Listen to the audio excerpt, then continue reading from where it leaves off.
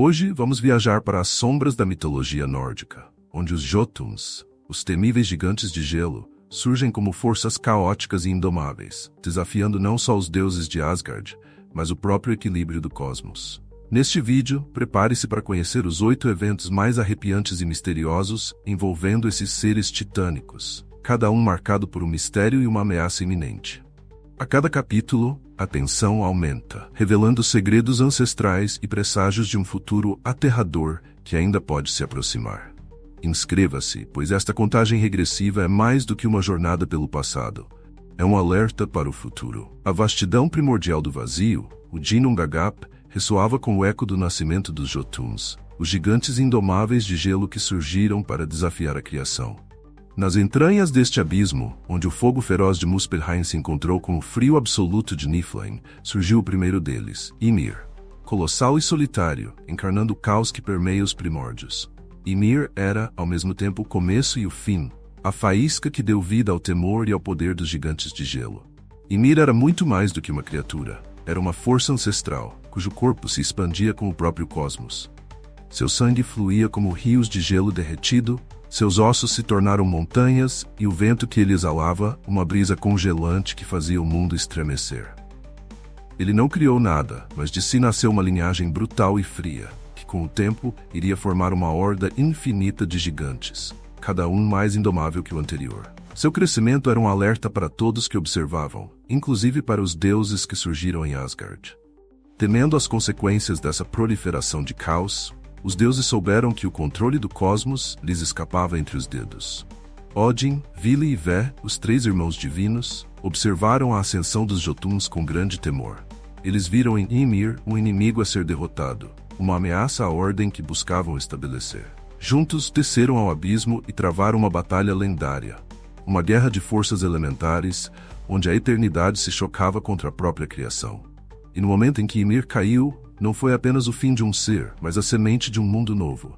Seu corpo serviu de alicerce para o que viria a ser Midgard, o lar da humanidade. E tudo nele, sua carne, sangue, ossos, deu forma ao que chamamos de terra e mar, pedra e céu.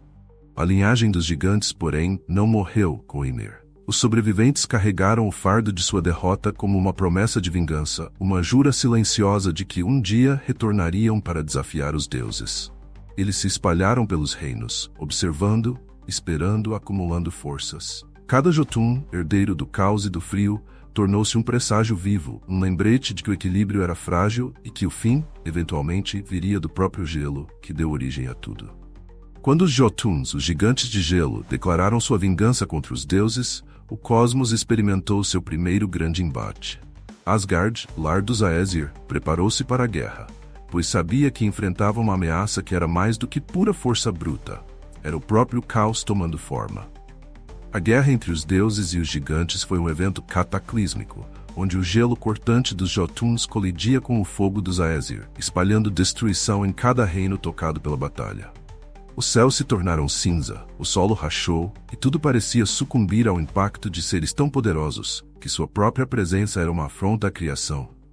Enquanto as lutas se desenrolavam, os deuses perceberam que, apesar de seu poder, precisavam de aliados para resistir ao frio cortante que os gigantes traziam. Odin, o pai de todos, buscou ajuda entre deuses menores e seres de magia, convocando cada aliado disponível, sabendo que o equilíbrio do cosmos pendia por um fio. Do lado oposto, os Jotuns, movidos por sua vingança, usaram o inverno como arma, congelando tudo à sua volta e mostrando que estavam dispostos a reduzir o mundo a uma vastidão de gelo e trevas. Era uma visão aterradora, a fúria implacável de forças ancestrais destruindo tudo o que encontravam. Por fim, exaustos de tantos embates, os deuses e os gigantes chegaram a uma trégua frágil, um acordo feito na escuridão e sob a tensão de saber que aquela paz seria apenas temporária. Profecias antigas começaram a circular entre os Jotuns, sussurros sobre o Ragnarök, o crepúsculo dos deuses, um dia em que o caos triunfaria sobre a ordem e o mundo seria consumido. E nos cantos mais sômbrios de Asgard, o nome de Loki, o trapaceiro, começava a emergir como uma sombra de traição e dúvida, um aliado improvável dos gigantes e um perigo oculto. Esses primeiros embates e a trégua vacilante eram apenas o início de um ciclo eterno de desconfiança e violência. Os Jotuns, ainda mais determinados, continuavam a preparar-se para a batalha final. As runas antigas haviam sido lançadas e o destino parecia escrito. A paz seria breve, pois o gelo não cede facilmente ao calor. E os deuses sabiam que a última batalha apenas aguardava o momento certo para ser despertada. Loki, o deus da astúcia e do ardil, encontrou nos Jotuns uma oportunidade para expandir sua influência. Entre os deuses, ele sempre fora visto com desconfiança. Suas intenções raramente eram claras, e seu coração estava mais próximo das sombras do que da luz de Asgard. Ao se aproximar dos gigantes, Loki começou a moldar uma aliança de interesses obscuros, prometendo aos Jotuns algo que eles almejavam há eras, uma chance de vingança. Com suas palavras venenosas e sua habilidade em manipular, ele semeou a discórdia e alimentou a ambição dos gigantes, despertando-os para a possibilidade de finalmente quebrar o poder dos deuses. Os Jotuns, por natureza desconfiados, foram aos poucos seduzidos pela promessa de Loki, que passo a passo os envolveu com suas artimanhas. Ele revelou segredos antigos sobre a magia dos Aesir, partilhando o conhecimento que fortalecia os gigantes e os tornava menos vulneráveis às armas e feitiços de Asgard. Mas Loki não parou por aí. Em um pacto profundo, ele uniu-se à gigante Angerboda e juntos deram à luz criaturas que se tornariam presságios de destruição. Fenrir, o lobo gigantesco, Jormungandr, a serpente que circundava o mundo, e Hel, a sombria governante do submundo. Essa aliança sombria deu aos Jotuns uma nova esperança. O poder destrutivo dos filhos de Loki era uma força com a qual até os deuses teriam que lidar. Odin e os demais começaram a perceber o verdadeiro perigo do caminho que Loki havia escolhido, e temendo o impacto de suas traições, começaram a observá-lo de perto. Mas o dano já estava feito. O laço com os gigantes estava selado. Com sua traição sutil e os segredos que ele compartilhara, Loki havia plantado as sementes de uma vingança que reverberaria em todos os reinos. E assim, no silêncio gelado das montanhas de Jotunheim, o frio começava a se condensar, prenunciando o desastre que estava por vir. Loki havia dado aos Jotuns não apenas uma vantagem, mas também uma crença renovada em sua própria força, alimentando a certeza de que um dia o gelo seria vitorioso. Os videntes entre os Jotuns começaram a vislumbrar um futuro envolto em gelo e escuridão. Nas suas visões, o inverno eterno, o Fimbulwinter, se estendia sobre todos os reinos, ameaçando a própria essência da vida. Esse presságio sinistro marcava o início do fim, um prenúncio de que o Ragnarök, a batalha final, estava próximo. A ideia de um mundo congelado, onde o gelo sufocava a luz e o calor, fortaleceu ainda mais a vontade dos gigantes, que viam neste futuro a vitória que lhes fora prometida desde a queda de Ymir. Entre os gigantes, uma profecia tornou-se palavra sagrada. O retorno de Ymir, o primeiro gigante, para liderar a vingança final contra os deuses. Odin, com sua sabedoria infinita, percebeu que essas visões não eram meras ilusões. Ele consultou as runas e os espíritos, e o resultado foi aterrador. Não apenas Asgard, mas todos os reinos estavam à mercê do frio implacável, um destino que nem mesmo os deuses conseguiriam evitar totalmente. Sabendo da inevitabilidade da profecia, Odin começou a buscar meios de retardar esse fim, mesmo com a certeza de que, eventualmente, a profecia o alcançaria. Em Jotunheim, os gigantes interpretavam o Fimbulwinter como um sinal de que sua vitória era iminente. Em Asgard, os deuses reuniam forças, sabendo que o inverno eterno traria consigo um desafio como nenhum outro. A tensão aumentava, e a linha entre o gelo dos gigantes e o fogo dos deuses tornava-se cada vez mais fina, pronta para ser rompida a qualquer momento. Os deuses temiam, mas também estavam prontos para lutar com tudo que tinham, pois a profecia deixava claro que o Ragnarök seria uma batalha de consequências irrevogáveis. Diante dessas previsões sombrias, os corações dos deuses se encheram de medo, mas também de uma resolução firme. Se o Fimbulwinter era inevitável, então que fosse enfrentado com a fúria de quem luta não apenas pela própria sobrevivência, mas pelo equilíbrio de todo o cosmos. Curioso para saber o que virá a seguir? Siga o canal para não perder os próximos passos dessa história ancestral. Entre os filhos de Loki, Fenrir, o lobo gigantesco, destacava-se como uma criatura que encarnava a própria essência da destruição. Desde seu nascimento, Fenrir despertava terror em Asgard. Seu crescimento descomunal e sua fúria incontrolável ameaçavam romper qualquer limite que os deuses tentassem impor. Na primeira tentativa de prendê-lo, os deuses usaram correntes de ferro, mas Fenrir as quebrou como se fossem teias de aranha. Ele parecia desafiar todas as forças da criação, aumentando a cada tentativa falha a certeza de que sua libertação traria o caos final. A última esperança dos deuses foi a corrente mágica Gleipnir, um elo encantado, criado a partir dos elementos mais raros e etéreos. Apenas Gleipnir foi capaz de restringir Fenrir. Mas a batalha para colocá-la sobre o lobo não passou sem consequências. Fenrir, humilhado e aprisionado, jurou vingança, amaldiçoando Odin e todos que o haviam acorrentado. E havia uma profecia aterradora. No dia do Ragnarök, o próprio Fenrir consumiria Odin, o pai de todos, em uma luta desesperada que marcaria o fim de uma era. Com Fenrir aprisionado, os Jotuns sentiram um misto de frustração e esperança. Para eles, o lobo não era apenas uma ameaça, era um símbolo, um presságio de que o poder dos deuses era falível. Os olhos do cosmos estavam fixos no lobo aprisionado, esperando o dia em que ele quebraria suas correntes e transformaria o campo de batalha em um lugar de escuridão e destruição. Os próprios deuses sentiam a inquietação de um destino que era inevitável.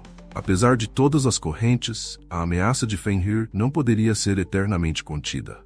O aprisionamento de Fenrir não trouxe paz verdadeira a Asgard. No coração dos deuses, o medo havia se enraizado. Eles sabiam que estavam em uma calmaria temporária antes de uma tempestade e que quando Fenrir se libertasse, nenhum deus, mortal ou criatura estaria seguro. Era apenas uma questão de tempo até que o lobo mostrasse sua fúria novamente. Enquanto Fenrir aguardava seu momento de vingança, outra criatura nascida do caos se revelava. Jormungandr, a serpente do mundo. Jormungandr, jogado nas profundezas dos oceanos por Odin, cresceu até que seu corpo se estendesse ao redor de Midgard, o mundo dos homens, mordendo o próprio rabo. Como Fenrir, Jormungandr era mais do que uma besta, era um sinal de destruição, uma presença que provocava tempestades e desastres naturais, causando terror e reverência entre os humanos. Thor, o deus do trovão, enfrentou a serpente em uma batalha titânica, mas o confronto foi um impasse. A profecia indicava que no Ragnarök, Thor e Jormungandr se enfrentariam novamente, mas dessa vez ambos pereceriam. Este presságio pairava sobre Asgard como uma sombra fria. Em Midgard, o temor pela serpente transformou-se em desespero, pois a cada movimento de Jormungandr, mares se revoltavam e tempestades assolavam vilarejos. O terror tomou conta dos mortais, que viam na serpente um presságio de que o fim dos tempos se aproximava. Para os Jotuns, a serpente do mundo era um símbolo de sua própria força e imensidão. Jormungandr incorporava o ciclo infinito do caos, provando que a destruição não podia ser contida. Os deuses, em contraste, viam na criatura a própria encarnação do terror. Cada vez que Jormungandr movia seu corpo colossal, sentiam a incerteza de um destino que se aproximava cada vez mais rápido. Thor, com sua coragem indomável, prometeu derrotá-la, mas até mesmo ele sabia que o fim seria inescapável. Jormungandr era a manifestação do poder que os gigantes buscavam. Para eles, a serpente era a prova de que os deuses não controlavam tudo, que a ordem podia ser dobrada e que o ciclo do caos seria eventualmente inevitável. Com a serpente no oceano e o lobo acorrentado, as forças que sustentavam o cosmos estavam prontas para colidir.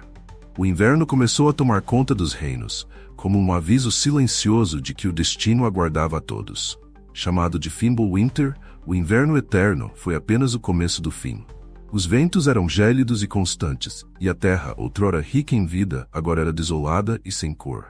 Para humanos e deuses, era impossível ignorar o prenúncio do Ragnarök, a batalha final que reuniria todos os seres, para um último confronto onde gelo e fogo se encontrariam mais uma vez.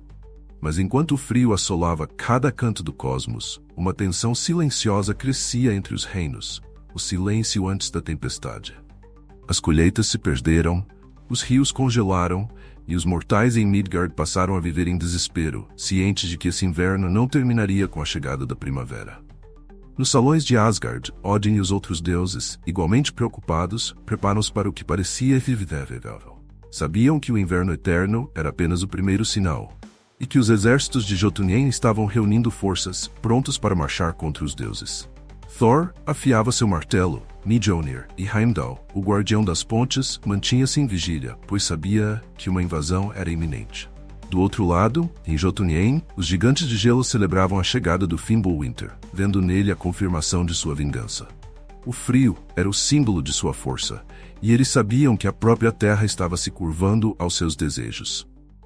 Eram ancestrais de um poder que não se dobraria, que tomaria de volta o que fora arrancado deles na criação.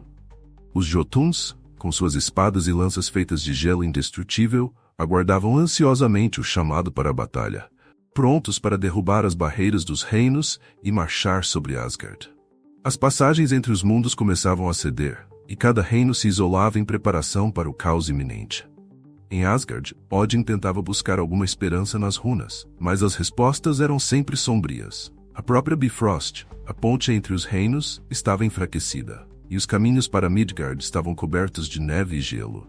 Sabiam que o que estava por vir não poderia ser evitado, apenas enfrentado. Com o início do Fimbulwinter, o silêncio se transformou em um grito mudo de que o fim se aproximava, que todos estavam destinados a esse encontro final, e que nenhum deus ou gigante escaparia ileso. O universo parecia prender a respiração, como se cada alma soubesse que dali em diante, cada passo levaria diretamente ao Ragnarök. Quando o Ragnarök finalmente chegou, foi como se o universo inteiro estremecesse com o impacto da batalha final. Em um campo coberto por gelo e fogo, deuses e gigantes se enfrentaram pela última vez, sabendo que não haveria vencedores. Fenrir, o lobo colérico, libertou-se de suas correntes, correndo em direção a Odin como um vendaval de fúria. O pai de todos sabia que seu destino estava selado, mas enfrentou o lobo com coragem, e no último confronto foi devorado pela fera, cumprindo a profecia que a tanto perseguia. Thor, o poderoso deus do trovão, encontrou-se com Jormungandr, a serpente que rodeava o mundo. Eles lutaram com toda a fúria acumulada ao longo dos tempos, cada golpe reverberando como um trovão, ecoando por todos os reinos. No final, Thor conseguiu derrotar a serpente, mas, envenenado por seu hálito mortal, também sucumbiu. As almas de Asgard e Jotunheim observaram o embate, sabendo que o universo estava sendo rasgado, e que mesmo aqueles que sobrevivessem à batalha jamais seriam os mesmos. Loki, o traiçoeiro, emergiu para liderar os gigantes de gelo, sua aliança sombria finalmente exposta. Ele confrontou Heimdall, o guardião de Asgard, e os dois se enfrentaram até a morte, simbolizando o fim de qualquer esperança de proteção para os deuses. A ponte Bifrost desmoronou e as fronteiras entre os mundos se dissolveram, consumidas pelas chamas e pelo gelo. Os céus estavam negros, o solo queimava, e os sons da batalha eram abafados pelo próprio universo, que parecia se fechar sobre si mesmo. Enquanto o campo de batalha se transformava em ruínas, as chamas engoliram o que restava de Asgard e Jotunheim. Tudo foi consumido, até mesmo as memórias dos que lutaram por eras. Mas nos últimos instantes, enquanto o universo era envolto em trevas, havia um sussurro, uma esperança de que após a destruição viria o renascimento. Era o fim de uma era, e o começo de outra. A vingança dos Jotuns e o sacrifício dos deuses se tornaram parte de um ciclo eterno, onde o caos e a ordem sempre se entrelaçariam. Essa é uma história que jamais será esquecida. Se você chegou até aqui, inscreva-se no canal, ative o sininho e compartilhe essa jornada com outros. O fim é apenas o começo, e há muitos segredos ainda esperando para serem revelados.